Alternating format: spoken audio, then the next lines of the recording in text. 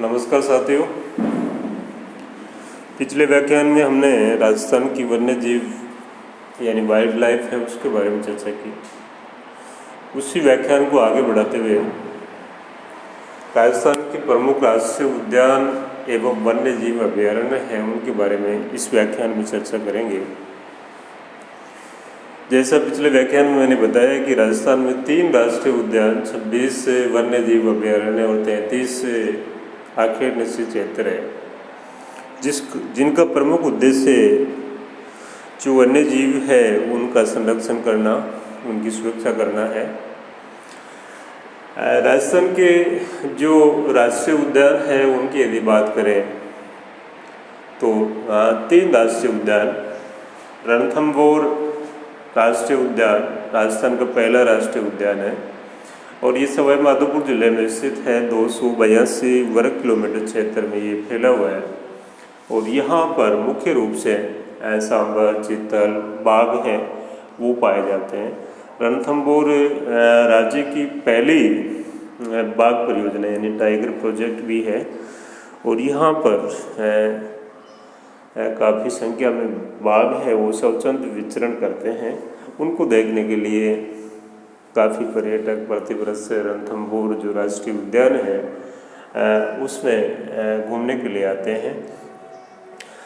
दूसरा यहाँ का जो राष्ट्रीय उद्यान है वो केवलादेव घना पक्षी विहार भरतपुर में, और पिछले व्याख्यान में जैसे हमने चर्चा की ये प्रमुख जो प्रवासी पक्षी है, माइग्रेटरी बर्ड्स है, उनके लिए जाना जाता है। विशेष तौर से साइबेरियन सार्स है जो प्रवास करके शीतकाल में यहाँ आते हैं और प्रजनन करके पुनः ग्रीष्मकाल की जैसे शुरुआत होती है पुनः वो माइग्रेशन कर जाते हैं। तो यहाँ पर पक्षियों की दृष्टि से इसका यदि क्षेत्र देखें तो 28 वर्ग किलोमीटर क्षेत्र में फैला हुआ है। जो अजान बांध है उससे इसको पेयजल प्राप्ति होती है। तीसरा जो राष्ट्रीय उद्यान है वो मुकुंदरा हिल्स है, कोटा और चित्तौड़ यानी कोटा और चित्तौड़ का ये बेसरोडगढ़ वाला पार्ट है। इस क्षेत्र में मुकुंदरा हिल्स राष्ट्रीय उद्यान है वो फैला हुआ है। अधिकांश इसका भाग है वो कोटा में है, कुछ भाग चित्तौड़ में है और 2012 है इसमें इसका नोटिफिकेशन जारी हुआ राष्ट्रीय उद्यान। इस प्रकार से कई बार प्रतियोगी परीक्षा में पूछा जाता है कि राजस्थान में राष्ट्रीय उद्यानों की संख्या है 2, 3, 4, 5 इस प्रकार के विकल्प होते हैं, तो सही जो आंसर है वो 3 राष्ट्रीय उद्यान है। कन्फ्यूजन होता है कि राष्ट्रीय मरु उद्यान, राष्ट्रीय शब्द लगा हुआ है परंतु ये राष्ट्रीय उद्यान इसको राष्ट्रीय उद्यान का दर्जा नहीं मिला हुआ है।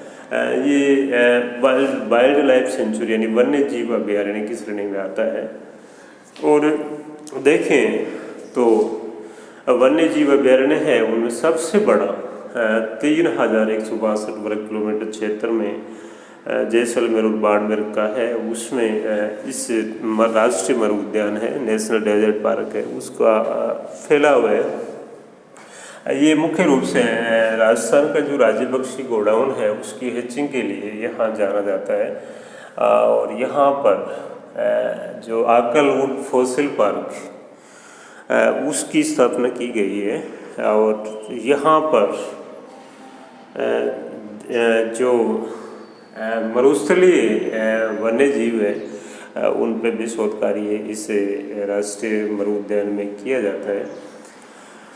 इसके पास में ही यदि जालूर में देखें तो सुंदा माता जो अभयारण्य वन्य जीव अभयारण्य है वो सिरोही और जालूर बॉर्डर यानी भीनमाल के पास में ये स्थित है। ये भी जैव विविधता की दृष्टि से काफ़ी समृद्ध है। माउंट आबू, सिरोही का माउंट आबू क्षेत्र यानी गुरु शिखर जो राजस्थान की सर्वोच्च पर्वत चोटी है वो यहाँ स्थित है और माउंट आबू राजस्थान का सबसे अधिक वर्षा वाला स्थान है और वर्षा का जो अनुसरण है वो वनस्पति करती है, इसलिए यहाँ पर राजस्थान में ये कहा जाए कि सबसे ज़्यादा जो बायोडाइवर्सिटी है वो यदि किसी पर्टिकुलर स्थान पर पाई जाती है तो वो स्थान है माउंट आबू, सिरोही जिले में। इसके पास में ही उदयपुर, यदि उदयपुर की बात करें तो सज्जनगढ़ राजस्थान का पहला जैविक उद्यान बायोलॉजिकल पार्क है, वो यहाँ पर स्थापित किया गया है। दूसरा बायोलॉजिकल पार्क नारगढ़ जैविक उद्यान है, यानी कि ये आपका जयपुर में है, जयपुर। इसके साथ ही यहाँ पर फुलवारी किनाल वन्य जीव अभ्यारण्य भी स्थित है और उदयपुर वन्य जीव श्रेणी की दृष्टि से जयसेमंद है। यहाँ पर ये काफ़ी रिच है। इसके पास से सीता माता वन्य जीव अभ्यारण्य, ये चित्तौड़, प्रतापगढ़, उदयपुर में इसका क्षेत्र है, वो आता है, 3 जिलों में फैला हुआ है। और जो वन्य जीव अभ्यारण्य है, वाइल्ड सेंचुरी है, ये उड़न गिलहरी के लिए जानी जाती है। ये उड़ने वाली जो गिलहरी है वो यहाँ पर पाई जाती है, उसके लिए फेमस है। उसके साथ ही यहाँ पर देखें झालावाड़ कोटा में दर्रा वन्य जीव अभ्यारण्य, कोटा और झालावाड़ का क्षेत्र है, गागरोनी तोते के लिए विशेष तौर से ये फेमस है, प्रसिद्ध है। 12 में देखें तो शेरगढ़ वन्य जीव अभ्यारण्य 12, ये काफ़ी जो पक्षी है उनके लिए सोर्सन है, यहाँ पर वो जाना जाता है। चंबल राष्ट्रीय उद्यान, कोटा की यदि बात करें, चंबल राष्ट्रीय उद्यान वैसे देखा जाए तो ये घड़ियाल के लिए है और इसका चंबल राष्ट्रीय उद्यान है घड़ियाल, इसका विस्तार है वो राजस्थान, एमपी और यूपी में है। परंतु यदि राजस्थान की यदि बात करें तो राजस्थान का कोटा है, बूंदी है, सवाई माधोपुर है, करौली, धौलपुर, इन जिलों में ये चंबल राष्ट्रीय उद्यान है, उसका विस्तार है। करौली केला देवी वन्य जीव अभ्यारण्य, इसका विस्तार करौली और सवाई माधोपुर दोनों जिलों में इसका विस्तार है। धौलपुर की यदि बात करें तो केसर बाग, वन विहार, रामसागर, ये धौलपुर के वन्य जीव अभ्यारण्य है। यहाँ पर भरतपुर में केवला देव घना पक्षी विहार का अपन ने पहले ही, और ये राष्ट्रीय प्राकृतिक दृष्टि जो कैटेगरी है, श्रेणी है, उसमें यूनेस्को की जो अंतर्राष्ट्रीय साइट है उसमें धरोहर है, उसमें इसको शामिल किया गया और ये वेटलैंड भी है। सरिस्का यहाँ पर ये टाइगर प्रोजेक्ट भी है और वन्य जीव अभ्यारण्य राजस्थान का दूसरा टाइगर प्रोजेक्ट, पहला रणथंभौर, दूसरा सरिस्का, और पिछले 2-3 साल पहले ये यहाँ पर जो टाइगर है उनका एक तरह से बिल्कुल पूर्णतया ये यहाँ पर टाइगर है वो ख़त्म हो गए थे, उनके लिए ये देश भर में चर्चित रहा। यहाँ पर सरिस्का नाम से एक वन्य जीव अभ्यारण्य बनाया गया है और जिसका क्षेत्रफल केवल 3 वर्ग किलोमीटर है और ये पूरे प्रदेश का सबसे छोटा वन्य जीव अभ्यारण्य सरिस्का यहाँ पर इसके अंतर्गत जो अनेक धार्मिक स्थल है, चाहे पांडुपोल है, विराटनगर है, भरतरी है, वो यहाँ पर स्थित है।